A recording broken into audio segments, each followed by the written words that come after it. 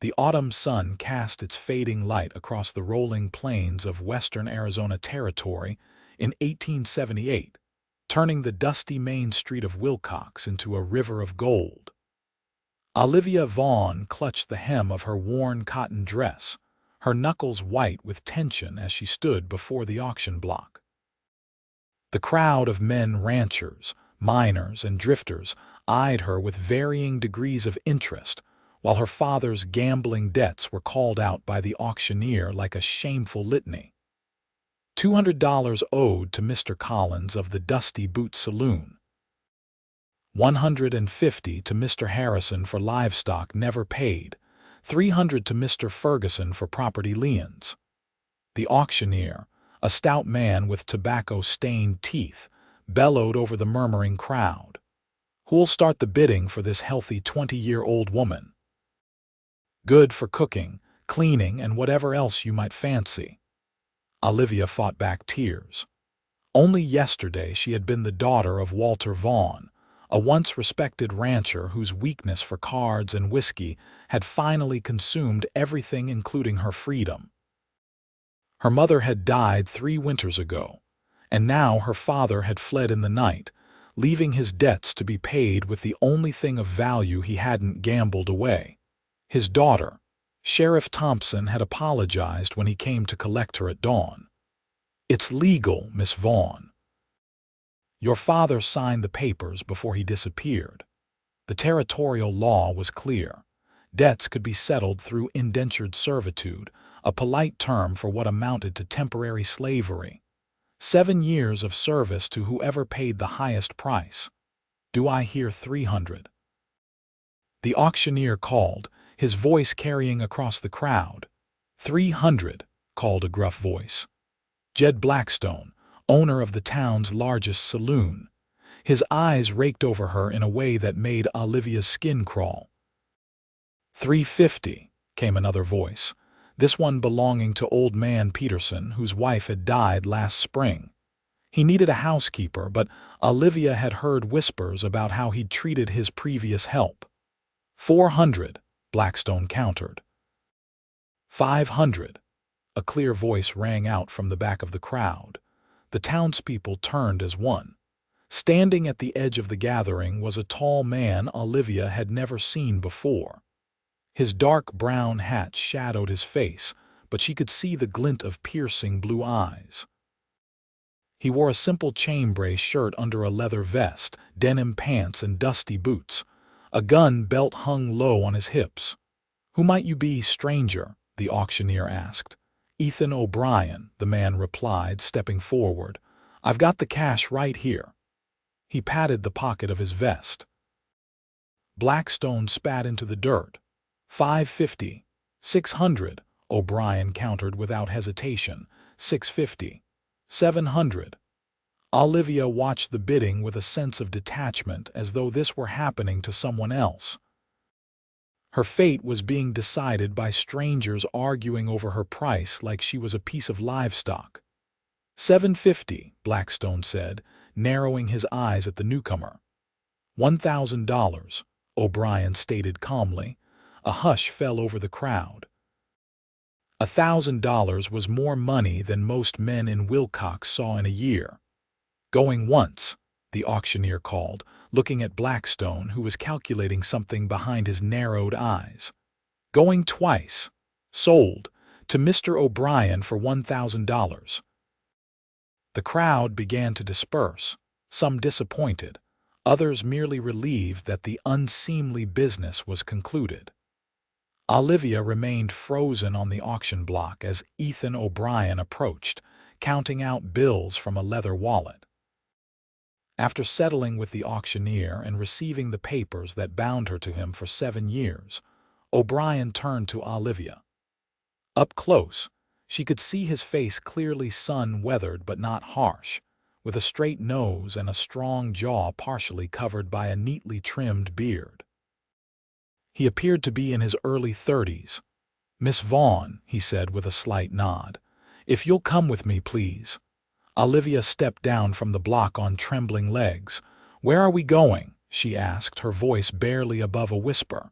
First to get your belongings, then to my ranch. I don't have much, she admitted. Just what I could pack in one bag. The rest was sold to cover father's debts. Something flickered in O'Brien's eyes, anger perhaps, or pity. Very well. My horse is this way. They walked in silence down the main street, past storefronts where people pretended not to stare. Olivia kept her head high despite the shame burning in her chest. She'd spent her entire life in Wilcox, and now she was leaving it as little more than property. At the sheriff's office, O'Brien waited outside while Olivia collected her single carpetbag from where it had been stored. Sheriff Thompson handed it to her with an apologetic look. "I'm sorry it came to this, Miss Vaughn." "So am I," she replied, unable to meet his eyes. Outside, O'Brien helped her mount his horse, a sturdy chestnut gelding, before climbing up behind her. The proximity to a stranger made Olivia tense, but his hands remained respectfully on the reins. "It's about an hour's ride," he explained as they left town behind. Double J Ranch lies northwest of here. Olivia remained silent, watching the familiar landscape of her home recede. The desert stretched in all directions, dotted with sagebrush and cacti, with the distant mountains turning purple in the late afternoon light. "I imagine you have questions," O'Brien said after they'd ridden for some time. "Why did you buy me?" Olivia asked bluntly. There was no point in politeness now. "I didn't buy you, Miss Vaughn. I bought your contract. It amounts to the same thing." "Perhaps it seems that way now," he conceded. "But I assure you my intentions are honorable." Olivia gave a bitter laugh. "That's what any man would say." "Fair enough," he replied, surprising her. "You have no reason to trust me, but I promise you'll be treated with respect at my ranch." They rode the rest of the way in silence. As the sun began to set, they crested a hill, and Olivia saw a sprawling ranch in the valley below. A large main house stood near a creek, surrounded by several outbuildings, corrals, and fenced pastures where cattle grazed. It was larger and more prosperous-looking than she'd expected. "Welcome to Double J," O'Brien said as they approached. A middle-aged woman emerged from the house as they rode into the yard. She was plump and pleasant-looking, with graying brown hair tucked under a kerchief. "This is Mrs. Jenkins, my housekeeper," O'Brien explained as he dismounted and helped Olivia down. "Lord above, you actually did it," Mrs. Jenkins said, looking Olivia up and down with kind eyes. "I'm Martha Jenkins, dear. You must be exhausted. Come inside, I've got stew warming and fresh bread." Confused by the woman's welcoming attitude, Olivia allowed herself to be led into the house while O'Brien took care of his horse. The interior was surprisingly comfortable, not luxurious, but clean and well-appointed with solid furniture and colorful rugs. "Sit down, child," Mrs. Jenkins urged, guiding her to a chair at the kitchen table. "You look ready to collapse." "I don't understand," Olivia said, clutching her bag. "Mr. O'Brien purchased my indenture. I'm supposed to work for him." Mrs. Jenkins's expression softened. "Oh, honey, that's not why he brought you here." Before she could explain further, the back door opened and O'Brien entered, removing his hat. He hung it on a peg by the door and ran a hand through his dark hair. "Mrs. Jenkins, could you prepare the guest room for Miss Vaughn?" "Already done," the housekeeper replied. "I'll just fetch some hot water for washing up." When she had left the kitchen, O'Brien sat across from Olivia. "I expect you're wondering what's going on." "Yes," Olivia said simply. "I didn't purchase your contract to acquire your services, Miss Vaughn. I did it to prevent someone like Blackstone from doing so." He met her eyes directly. "I've no intention of holding you to it." Olivia stared at him. "I don't understand. It's simple. You're free. I'm tearing up the contract." "But you paid $1,000. O'Brien shrugged. "Money well spent, in my opinion." Why would you do that for a stranger? He was quiet for a moment. I knew your mother. This revelation stunned Olivia into silence. Her mother, Catherine Vaughn, had been the heart of their family, strong, kind, and determined. Her death from pneumonia had sent Olivia's father into a downward spiral of grief and self-destruction. How? She finally managed. Years ago, when I first came to Arizona territory, I was injured in a stage robbery. I was shot and left for dead on the road between Tucson and Wilcox. Your mother was traveling on the next coach that came along. She insisted they stop for me. She bandaged my wound and convinced the driver to take me to your family's ranch, where she nursed me back to health over 2 weeks. He paused. I've never forgotten that kindness. When I heard Walter Vaughn had fled his debts and left his daughter to pay the price, I couldn't stand by. Tears filled Olivia's eyes. That sounds like Mother. Mrs. Jenkins will show you to your room. You're welcome to stay as long as you need to get back on your feet. There's no obligation. I have nowhere else to go, Olivia admitted. Our ranch was seized months ago. Then stay until you figure out your next step. O'Brien stood. Rest tonight, we can talk more tomorrow. After he left, Mrs. Jenkins returned and led Olivia to a comfortable bedroom with a real feather bed, a luxury she hadn't enjoyed since they'd lost their ranch. The older woman helped her wash up and provided a clean nightgown. Mr. O'Brien is a good man, Mrs. Jenkins said as she turned down the covers. Been running this place for 5 years now. Built it up from nothing after his time with the cavalry. He was a soldier, captain in the Union Army during the war, then stayed on to fight Indians. Mrs. Jenkins shook her head, though he doesn't like to talk about those days. Says there was too much bloodshed on both sides. After the housekeeper left, Olivia sat on the edge of the bed, trying to process everything that had happened. Morning had found her facing a future of servitude. Evening found her inexplicably free, sheltered by a stranger with a connection to her mother. She was still awake when she heard the soft notes of a guitar coming from somewhere outside. Moving to the window, she saw O'Brien sitting on the porch, picking out a melancholy tune in the moonlight.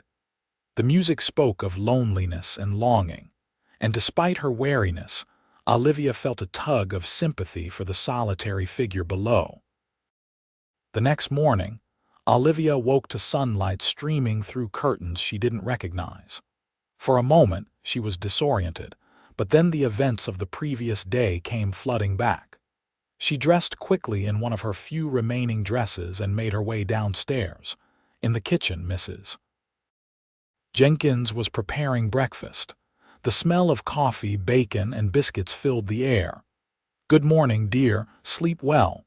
the housekeeper asked cheerfully. "Better than I expected," Olivia admitted. "Mr. O'Brien's been up since dawn, working with the new horses. He'll be in shortly. Sit down and have some coffee." Olivia accepted the steaming cup gratefully. "Mrs. Jenkins, can I ask you something?" "Of course." "Why doesn't Mr. O'Brien have a wife to run his household, a man with a ranch this size?" Mrs. Jenkins sighed. "He was engaged once before he came to Arizona. The young lady died of typhoid fever just weeks before their wedding. He doesn't speak of it, but I found her picture once when I was cleaning Pretty Girl Named Margaret." She shook her head. "Some hurts run deep." The back door opened and O'Brien entered, bringing with him the scent of morning air and horses. He nodded to Olivia. "Good morning, Miss Vaughn. I trust you slept well." "Yes, thank you. Good. After breakfast, I thought I might show you around the ranch if you're interested." "I'd like that," she replied, surprised by her own response. Breakfast was a quiet affair, with Mrs. Jenkins filling most silences with cheerful chatter about ranch matters. Afterward, O'Brien led Olivia outside into the bright Arizona morning. "Double J runs about 2,000 head of cattle," he explained as they walked past corrals where cowboys were breaking horses. We also raise and train horses for the army and stagecoach companies. The men tipped their hats respectfully as they passed. Olivia noticed that none of them gave her the sort of looks she'd grown accustomed to in town since her father's downfall. "How many people work here?" she asked. "About 15 ranch hands, plus Mrs. Jenkins and her husband Thomas, who's my foreman. There's also Miguel, our cook for the bunkhouse." They walked past a vegetable garden, a chicken coop, and what appeared to be a small schoolhouse. "A school?" Olivia asked in surprise. "For the children of my married hands," O'Brien explained. "4 families live in cottages on the property. I believe education is important even out here." "Do you teach?" "No," he smiled slightly. "We have Miss Wilson from town come out 3 days a week. Perhaps you'd like to meet her. She mentioned needing an assistant." Olivia looked at him sharply. "Are you offering me employment? Just a suggestion." "You mentioned last night that you have nowhere to go. I understand you were a teacher's assistant in Wilcox before your family's difficulties." "You've been asking about me," she said, not sure whether to be flattered or alarmed. "Small towns talk," he replied. "And I make it my business to know what happens in Wilcox." As they continued their tour, Olivia's initial wariness began to fade. The ranch was impressive, clearly the result of hard work and good management. O'Brien treated his workers with respect, and they clearly respected him in return. "Why the name Double J?" she asked as they returned to the main house. "My partner was named James Johnson. We started the ranch together after the war. He died 3 years ago, kicked by a horse." "I'm sorry. He was a good man." O'Brien paused. "Miss Vaughn, I have some business in town this afternoon. Would you like to come along? You might want to collect anything left at your home." Olivia hesitated. "There's nothing there for me now, and I'm not ready to face the town yet." He nodded in understanding. "Of course. Another time, perhaps." Over the next few days, Olivia settled into a routine at the ranch. Though O'Brien insisted she was a guest, not a servant, she found herself helping Mrs. Jenkins with household tasks, partly from boredom and partly from a desire to earn her keep. The housekeeper welcomed the assistants and proved to be good company, sharing stories of her 30 years of marriage to Thomas and their grown children who lived in California. O'Brien himself was often busy with ranch work, but he joined Olivia for meals and sometimes in the evenings when she would read aloud from one of the many books in his surprisingly extensive library. She discovered he had a quick mind and thoughtful opinions, though he remained somewhat reserved. A week after her arrival, Olivia was hanging laundry in the yard when a wagon approached carrying a young woman with spectacles and a determined expression. "You must be Miss Vaughn," the woman said, climbing down without assistance. "I'm Rebecca Wilson, the schoolteacher. Mr. O'Brien mentioned you might be interested in helping with the children." Olivia smoothed her apron. "He mentioned the possibility, yes." Rebecca studied her for a moment. "Have you taught before?" "I assisted our schoolmaster in Wilcox for 2 years before." She trailed off. "Before your father's debts forced you out," Rebecca finished matter-of-factly. "Everyone knows the story, Miss Vaughn. There's no point pretending otherwise." Olivia appreciated the blunt approach. "Yes. Well, I enjoyed teaching, though I've had little formal education myself." "Can you read, write, and cipher?" "Yes, and I know some Latin and French. My mother insisted I learn." "That's more than most in these parts. Come to the schoolhouse tomorrow morning at 8. We'll see how you do with the children." Before Olivia could respond, Rebecca had climbed back into her wagon and was off again. Mrs. Jenkins, who had witnessed the exchange from the porch, chuckled. "That's Rebecca for you, tornado in skirts. Been teaching our children for 3 years now. Came out from Boston with notions about civilizing the frontier. She seems efficient, that she is. Mr. O'Brien thinks highly of her, though I suspect she terrifies him a bit. The housekeeper's eyes twinkled. Most men don't know what to do with a woman who speaks her mind so plainly. That evening at dinner, O'Brien asked Olivia about her meeting with Miss Wilson. "She's asked me to come to the schoolhouse tomorrow," Olivia said, "though I'm not sure if it's for an interview or a trial by fire." O'Brien smiled, a rare occurrence that transformed his serious face. "Miss Wilson believes in practical assessments. I hope you don't mind that I suggested you to her." "Not at all. I'd like to be useful." Olivia hesitated. "But I should clarify our arrangement. If I were to assist at the school, would I be working for my keep here?" His smile faded. "You're not indentured to me, Miss Vaughn. I tore up that contract the night you arrived. But I can't continue to accept your charity indefinitely." "It's not charity. Consider it repayment of a debt to your mother." "A debt you've more than repaid by saving me from a much worse fate," Olivia countered. "I need to make my own way, Mr. O'Brien." He studied her for a long moment. "Very well. If Miss Wilson finds you suitable, she pays her assistants $15 a month. It's not much, but it would allow you to save for your future. And you're welcome to continue staying here for as long as you wish." "Thank you," Olivia said, relieved to have some path forward, however modest. The next morning, Olivia presented herself at the one-room schoolhouse promptly at 8. Inside, she found Rebecca organizing primers at her desk while 12 children of varying ages fidgeted on benches. "Miss Vaughn will be assisting us today," Rebecca announced to the class. "You will give her the same respect you show me." The children, ranging from about 6 to 14 years old, regarded Olivia with open curiosity. For the next 3 hours, she helped the younger ones with their letters while Rebecca drilled the older students in mathematics. By noon, when the children were released for lunch, Olivia's head was spinning, but her heart felt lighter than it had in months. She had missed teaching. "You have a natural way with children," Rebecca commented as they watched the students run outside. "Particularly young Timothy. He's never taken to anyone so quickly." "He reminds me of my younger brother," Olivia admitted. "We lost him to fever when he was 7. "I'm sorry." Rebecca's tone softened slightly. "Life has not been easy for you, has it?" "No easier or harder than for many others," Olivia replied, unwilling to invite pity.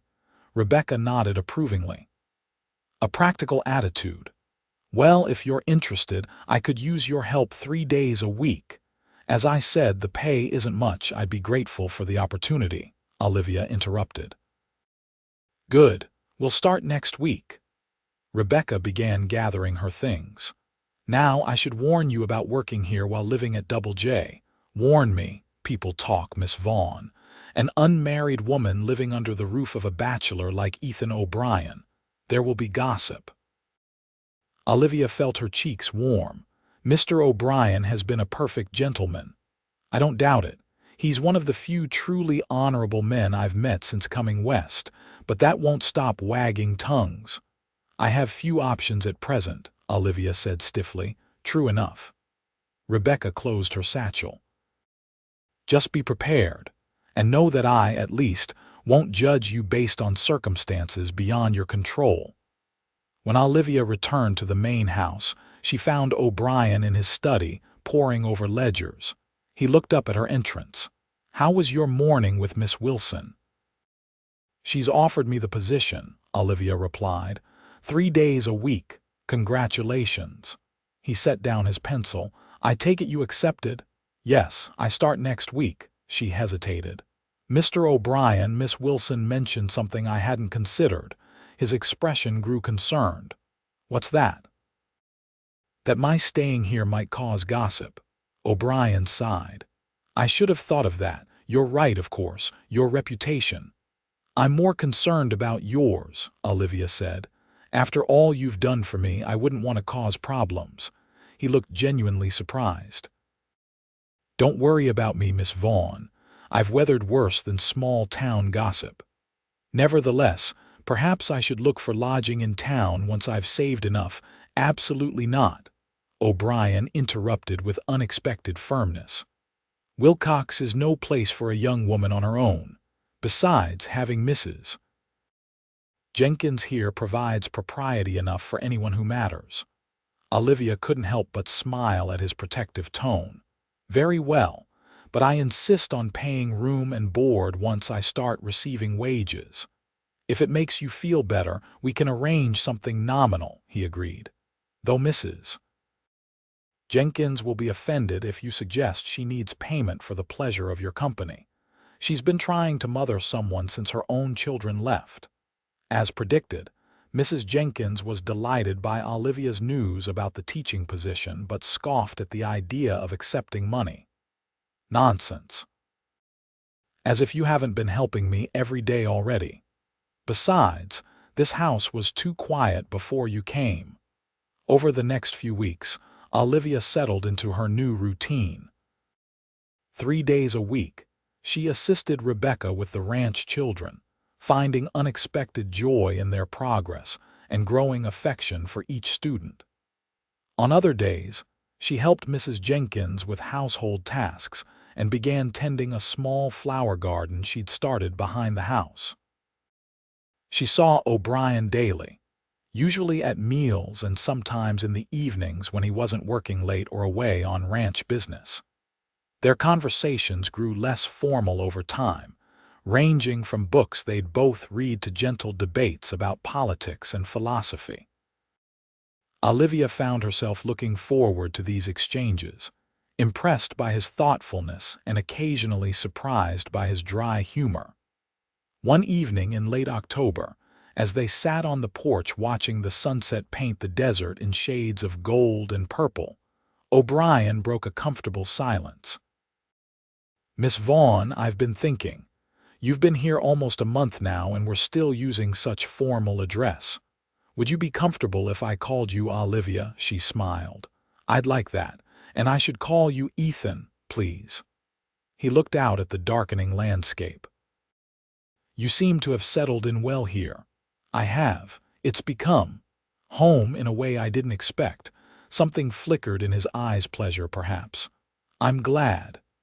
As autumn progressed toward winter, the days grew shorter and the nights cooler. Ranch work slowed somewhat with the change of seasons, giving Ethan more time at the house. Sometimes he would join Olivia in the schoolroom, sitting quietly at the back while she taught the younger children. She found his presence comforting rather than intimidating, though she noticed Rebecca watching them with thoughtful eyes.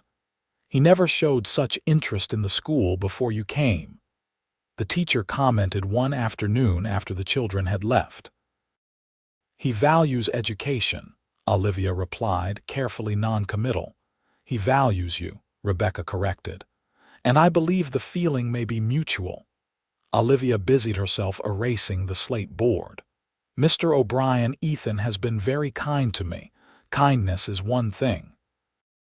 The way he looks at you when you're not watching is quite another." When Olivia remained silent, Rebecca sighed. "Just be careful, Olivia. I don't think he would intentionally hurt you, but there are complications to your situation that can't be ignored." The complications Rebecca alluded to became clearer a week later when Olivia accompanied Ethan into Wilcox for supplies. It was her first return to town since the auction, and she'd agreed only because Ethan promised they would be quick, and because she needed fabric for a new dress. As they walked down the main street toward the general store, Olivia was painfully aware of the stares and whispers that followed them. Some people greeted Ethan warmly but gave her only curt nods. Others pretended not to see her at all. In the general store, the owner's wife, Mrs. Peterson, watched them with narrow eyes as Olivia selected fabric and notions. "Adding to your household staff, Mr. O'Brien?" the woman asked with false sweetness. "Miss Vaughn is helping Miss Wilson at the school," Ethan replied evenly. "She's been kind enough to assist Mrs. Jenkins as well." "How?" Convenient for you, Mrs. Peterson said, her implication clear. Olivia felt her face burn but kept her head high as Ethan paid for their purchases. Outside, he helped her into the wagon without comment, but she could see the muscle working in his jaw. "I'm sorry," she said quietly as they drove away from town. "I've made things difficult for you." "You have nothing to apologize for," he replied firmly. "It's their narrow-mindedness that's at fault, not you. Still, your reputation means far less to me than your welfare." He glanced at her. "Unless you're unhappy at the ranch. If so, we could make other arrangements." "No," Olivia said quickly. "I'm very happy there. I just don't want to be a burden or a source of problems." "You're neither." His hands tightened on the reins. "Olivia, I need to tell you something. I've received a letter from the territorial marshal. They've found your father." She felt as though all the air had been sucked from her lungs. "Alive?" "Yes. He was arrested in Tucson for cheating at cards. He's being brought back to Wilcox next week to face charges for his debts." Olivia stared at the desert landscape passing by, unsure how to feel. Part of her had assumed her father was dead. It seemed the only explanation for abandoning her to such a fate. Another part had nursed a quiet fury at his betrayal. "Will I need to testify?" she asked. "No. But I thought you should know he's coming. You may want to see him." "I don't know if I do," she admitted. Ethan nodded. "That's your choice. But whatever you decide, you're not alone." The simple declaration brought unexpected tears to her eyes. "Thank you." For the rest of the ride home, they were quiet, each lost in thought. That evening, Olivia excused herself early, claiming fatigue, but sleep eluded her as she considered the prospect of facing her father again. The day Walter Vaughn was due to arrive in Wilcox, Olivia woke with a sense of dread. She had decided, after much soul-searching, that she needed to see him if only to understand how he could have sold her freedom to pay his debts. Ethan offered to accompany her to town, but she declined. "This is something I need to do alone," she explained over breakfast. "But I would appreciate the loan of a horse." Though clearly concerned, he respected her wishes. "Take Daisy. She's gentle but sure-footed. And Olivia," he hesitated. "Be careful." The ride to town gave Olivia time to gather her courage. She wore her best dress, newly made from the fabric purchased on their trip to town, and had arranged her dark hair carefully. She wanted to face her father not as a victim, but as a woman who had survived his betrayal. At the sheriff's office, Deputy Wilson, Rebecca's brother, greeted her awkwardly. "He's in the back cell, Miss Vaughn. Sheriff's out, but I can stay nearby if you'd like." "That won't be necessary. But thank you." Walking down the short hallway to the cells, Olivia's heart pounded. When she reached the last cell, she almost didn't recognize the man inside. Walter Vaughn had aged a decade in the month since she'd last seen him. His once robust frame had shrunk, his face was gaunt, and his hair had gone completely gray. He looked up at her approach, and his bloodshot eyes widened in recognition. "Olivia, is that you, girl?" "Hello, Father," she said, her voice steadier than she'd expected. "Lord above, you look like your mother." He stood and approached the bars. "Are you all right? They told me you were sold at auction." "I was. My contract was purchased by Ethan O'Brien of Double J Ranch." Her father's face darkened. "O'Brien? Has he mistreated you?" The question was so absurd that Olivia almost laughed. "No, Father. Unlike you, Mr. O'Brien is an honorable man. He tore up my indenture contract immediately and has treated me with nothing but respect." Walter had the grace to look ashamed. "I never meant for it to come to that, Olivia. I thought I could win back enough to pay everyone off. I was going to come back for you." "With what? More empty promises, more gambling debts?" She shook her head. "You sold me, Father, your own daughter. I had no choice. They were going to kill me. And that was more important than my freedom, than my safety." Olivia's carefully maintained composure began to crack. Do you have any idea what could have happened to me if Blackstone had won that auction instead of Mr. O'Brien? Walter slumped against the bars. I'm sorry, Livy. I've been a poor excuse for a father since your mother died. Yes, you have. She took a deep breath. I didn't come here for apologies, Father. I came to tell you that I forgive you not because you deserve it, but because I refuse to let your betrayal poison my life any further. He looked up, tears streaming down his weathered cheeks. You always were the best of us. I'm going now, Olivia said, already turning away. I don't know what will happen to you, but I hope you find peace somehow. Wait, he called after her. Are you happy at this O'Brien's ranch? She paused, considering the question. Yes, for the first time in a long while I am. As Olivia rode back to Double J, she felt as though a weight had been lifted from her shoulders. The confrontation with her father had been painful but necessary, a closing of one chapter in her life. She found Ethan waiting anxiously in the yard when she returned, though he tried to mask his concern. How did it go? He asked as he helped her down from Daisy. Better than expected, she replied. I said what I needed to say. And your father, he's a broken man. But that's not my burden to carry anymore. She looked up at Ethan, suddenly aware of how close they were standing. Thank you for giving me the chance to face him on my own terms. His blue eyes held hers. You're stronger than you know, Olivia Vaughn. Something shifted between them in that moment, a recognition of feelings that had been growing since her arrival at Double J. But before either could speak, Thomas Jenkins called from the corral, needing Ethan's attention for some ranch matter. We'll talk later, Ethan promised, reluctantly stepping away. That evening, a storm rolled in from the mountains, bringing rare and violent rain to the desert. Thunder shook the windows of the main house as Olivia sat in the parlor, attempting to read but finding her thoughts continually returning to the look in Ethan's eyes that afternoon. When he finally entered, rain-soaked and weary from checking on the livestock, she set aside her book immediately.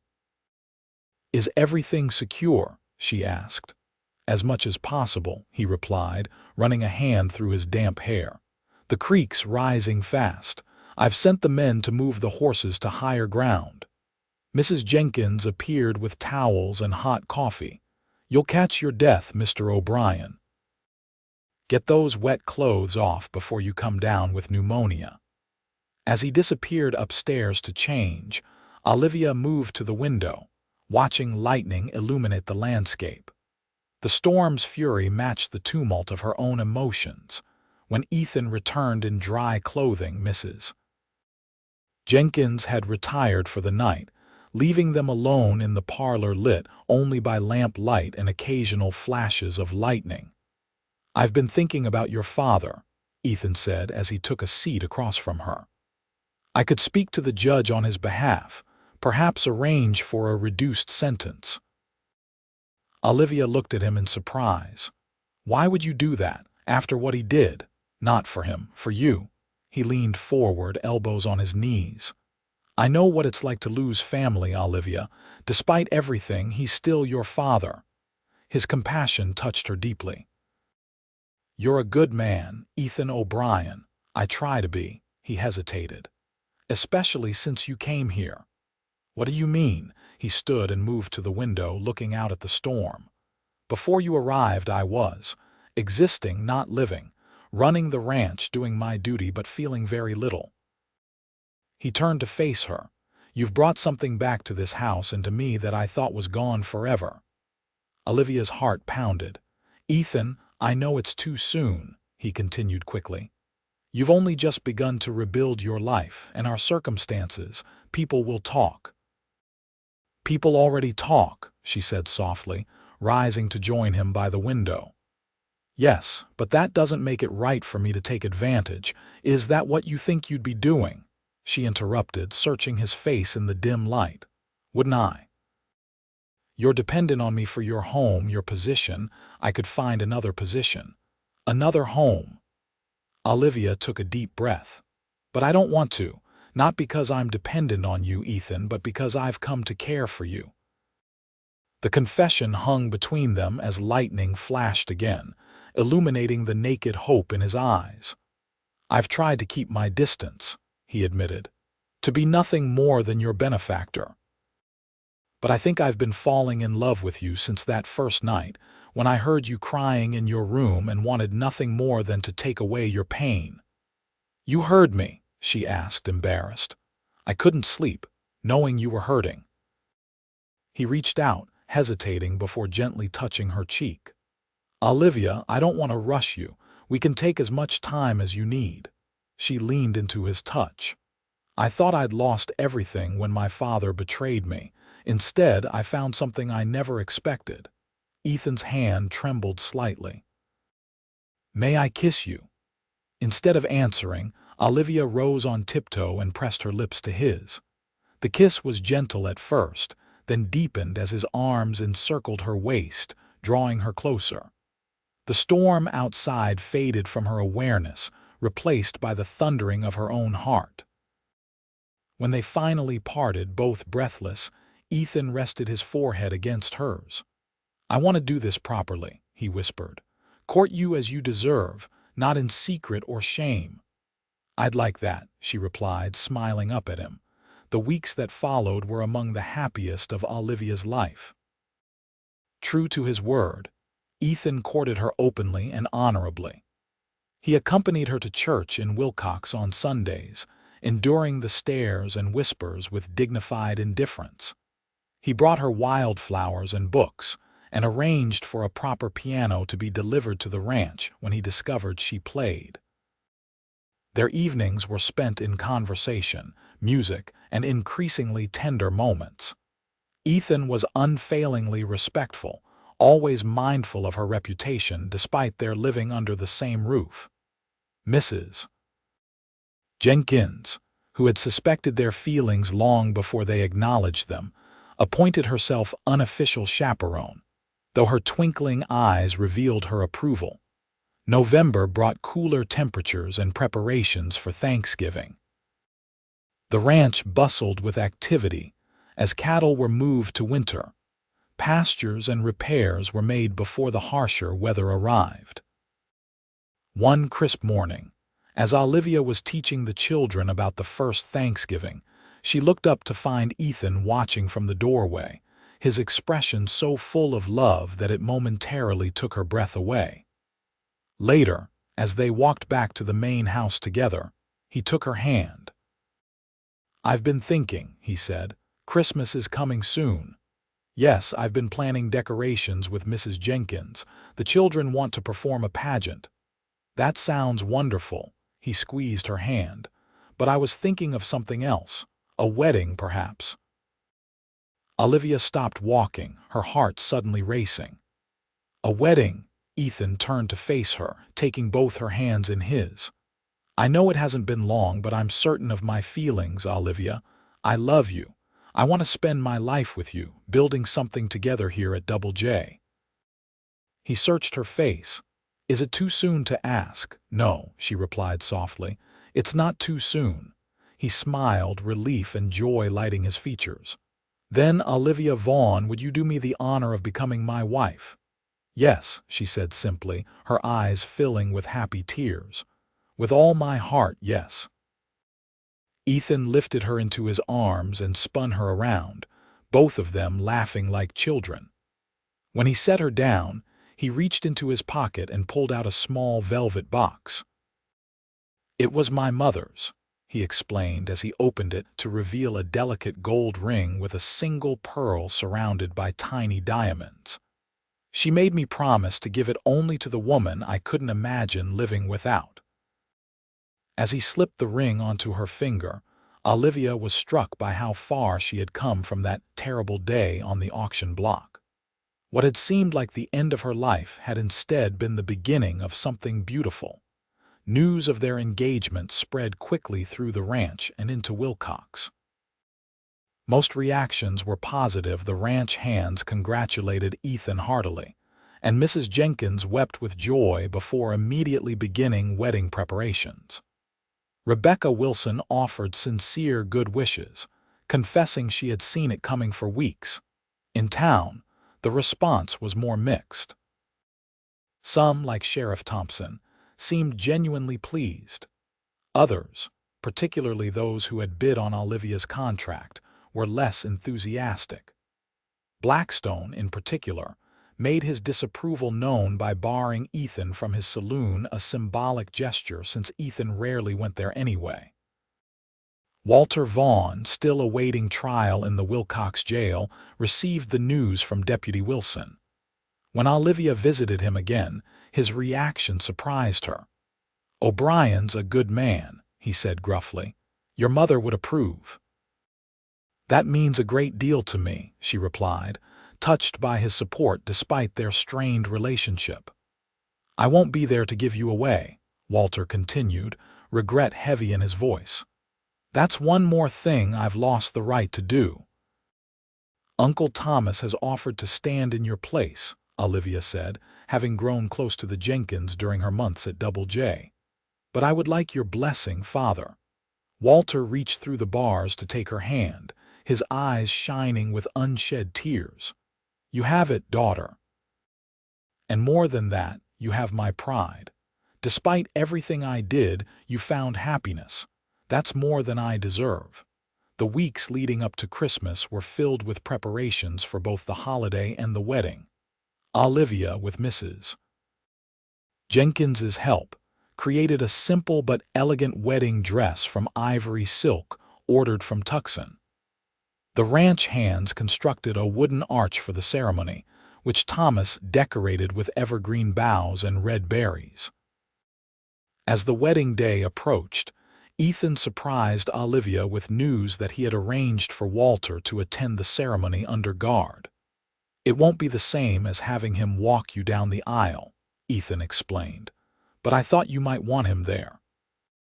Overwhelmed by his thoughtfulness, Olivia could only express her gratitude with a kiss, which Ethan returned with enthusiasm until Mrs. Jenkins cleared her throat loudly from the doorway. On Christmas Eve morning, Double J Ranch was transformed. The main house gleamed with polish, evergreen garlands hung from the porch, and red ribbons adorned the fence posts. In the yard, rows of chairs faced the decorated arch, and tables were set up for the feast to follow. Inside, Olivia prepared in the guest room that had been hers since her arrival, though after today, she would move into Ethan's room, transformed with new curtains and bedding into their shared sanctuary. Rebecca Wilson and Mrs. Jenkins helped her dress, arranging her dark hair with sprigs of holly and securing a borrowed lace veil. "You look beautiful," Rebecca said, uncharacteristically sentimental. "Ethan is a fortunate man." "I'm the fortunate one," Olivia replied, thinking of how close she had come to a very different fate when it was time. Thomas Jenkins knocked at the door, resplendent in his Sunday best. "Ready, my dear?" he asked, offering his arm. Olivia took a deep breath and nodded. "Ready." Outside, the winter sun shone brightly on the gathered guests, ranch hands and their families, neighbors from surrounding properties, and even a few townsfolk from Wilcox who had set aside their gossip for the occasion. Walter Vaughn sat to one side, a deputy beside him, his face shining with a mixture of pride and regret. But Olivia had eyes only for Ethan, waiting for her beneath the arch. He wore a new black suit, his hair neatly trimmed, his face clean-shaven for the occasion. The look of wonder in his eyes as she approached on Thomas's arm made her heart soar. The ceremony was simple but meaningful. They exchanged vows they had written themselves, promises of love, respect, and partnership. When the minister pronounced them husband and wife, Ethan's kiss was both tender and passionate, drawing cheers from the assembled guests. The celebration that followed lasted well into the night. There was feasting on roast turkey and ham, dancing to fiddle music played by one of the ranch hands, and toasts to the happy couple. Even Walter, under the deputy's watchful eye, was allowed to dance once with his daughter before being returned to town. As the evening wore on, Ethan drew Olivia away from the festivities to a quiet corner of the porch. From his pocket, he produced a small wrapped package. "A wedding gift," he explained, "and a Christmas present." Inside the paper was a deed, newly drawn up by the Wilcox lawyer. "Double J Ranch," it read, "property of Ethan and Olivia O'Brien." "You've put my name on the ranch?" she asked, astonished. "It's ours now together," he replied. "Everything I have is yours, Olivia, but more importantly, everything I am is yours as well." She kissed him, overcome with emotion. "I love you, Ethan O'Brien." "And I love you, Mrs. O'Brien," he replied, the name sounding like music on his lips. Later, after the guests had departed and they were finally alone in their bedroom, Olivia reflected on the journey that had brought her there. From the depths of despair on that auction block to the heights of joy in her husband's arms, it seemed almost impossible. "What are you thinking about?" Ethan asked softly, stroking her hair as she lay beside him. "How strange life is," she replied. "If my father hadn't gambled away everything, if you hadn't been there that day, I believe we would have found each other somehow," he said. "Your mother saved my life all those years ago. Perhaps she was watching over both of us." Olivia smiled at the thought. "I like to think so." As Ethan drew her closer, Olivia knew with absolute certainty that the contract he had purchased that day, the one he had immediately destroyed, had been replaced by something far more valuable and enduring. A bond of love freely given and joyfully received, a bond that would last a lifetime. Spring came early to Arizona Territory in 1879.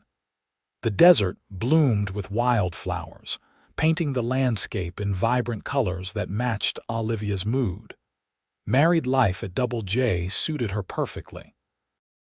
She continued teaching at the ranch school 3 days a week, but now also took an active role in ranch management, discovering an aptitude for bookkeeping that complemented Ethan's practical skills. Their life together settled into a pleasant rhythm.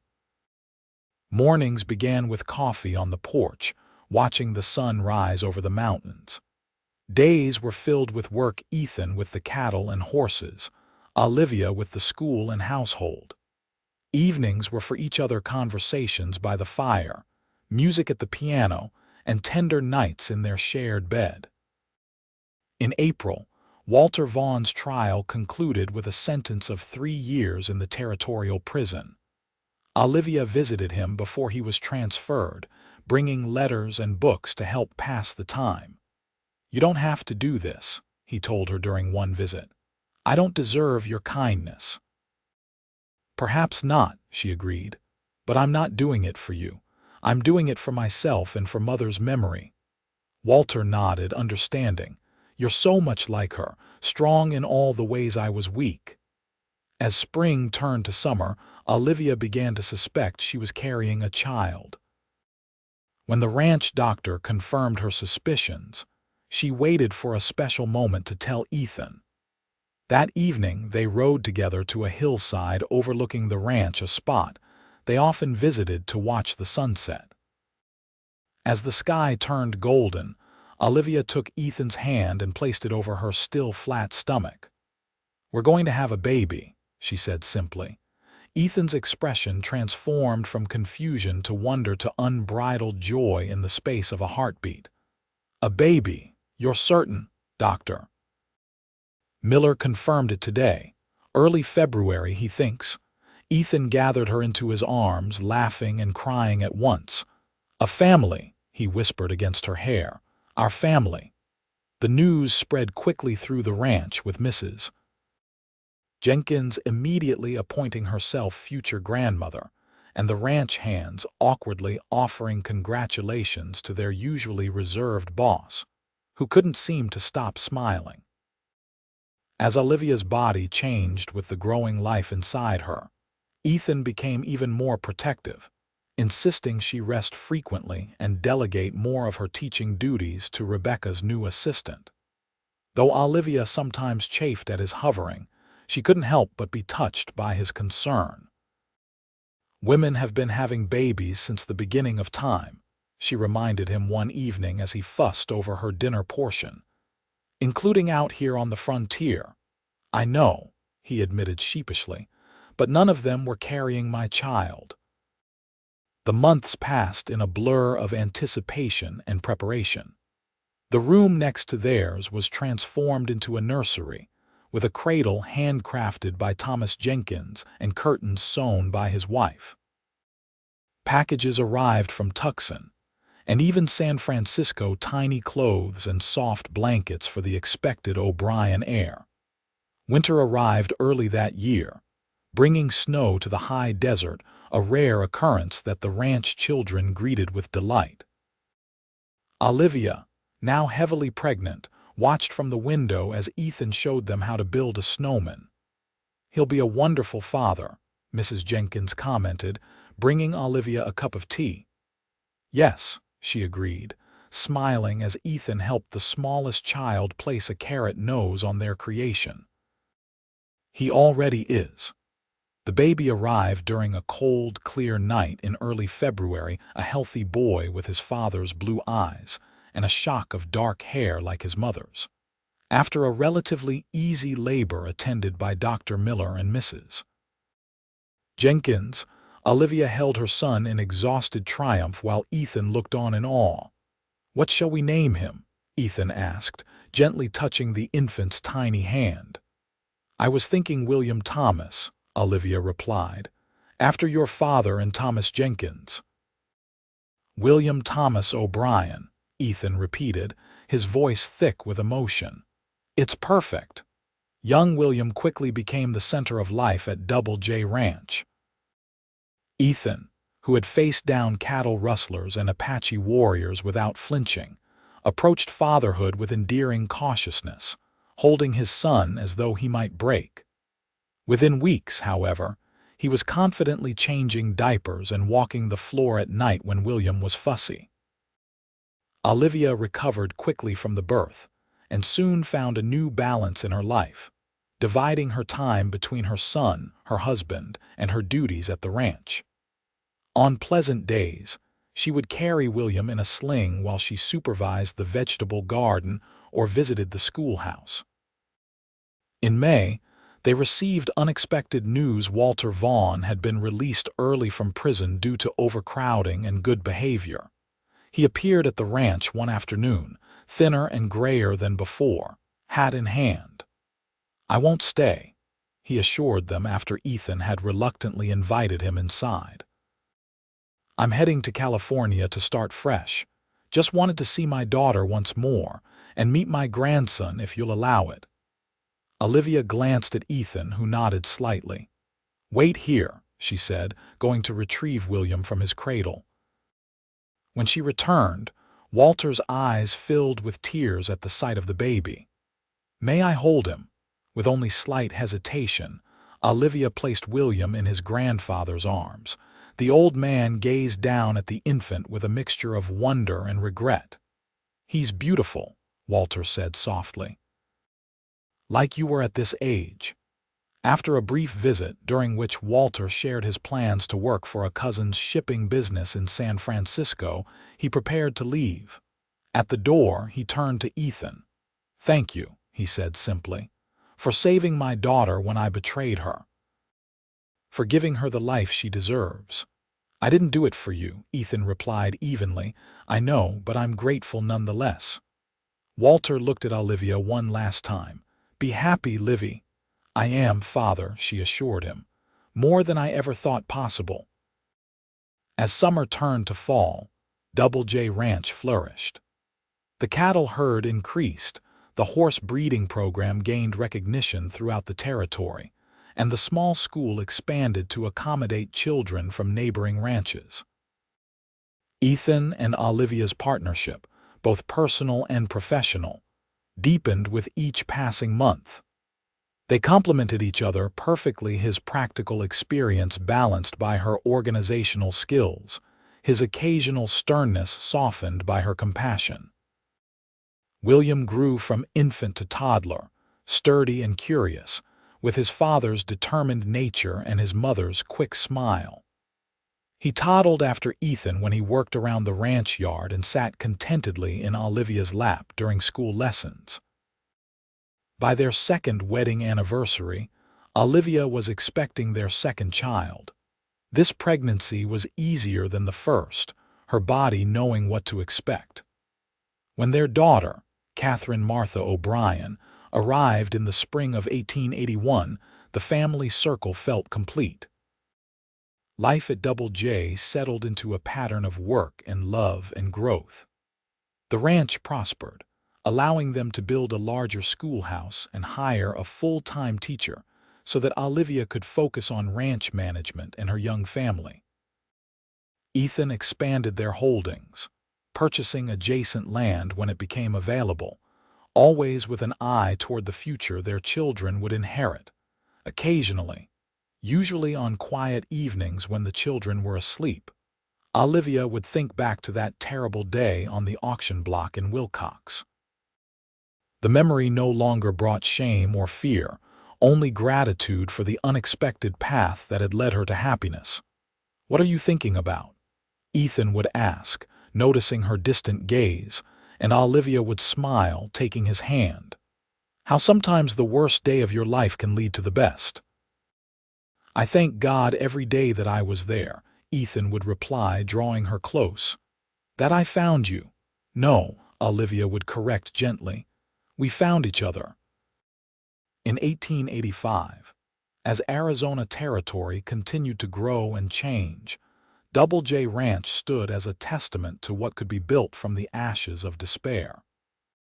The ranch house, expanded to accommodate their family of 4 and occasionally 5, when Rebecca Wilson stayed over, remained a place of warmth and welcome for travelers, neighbors, and the growing community around Wilcox.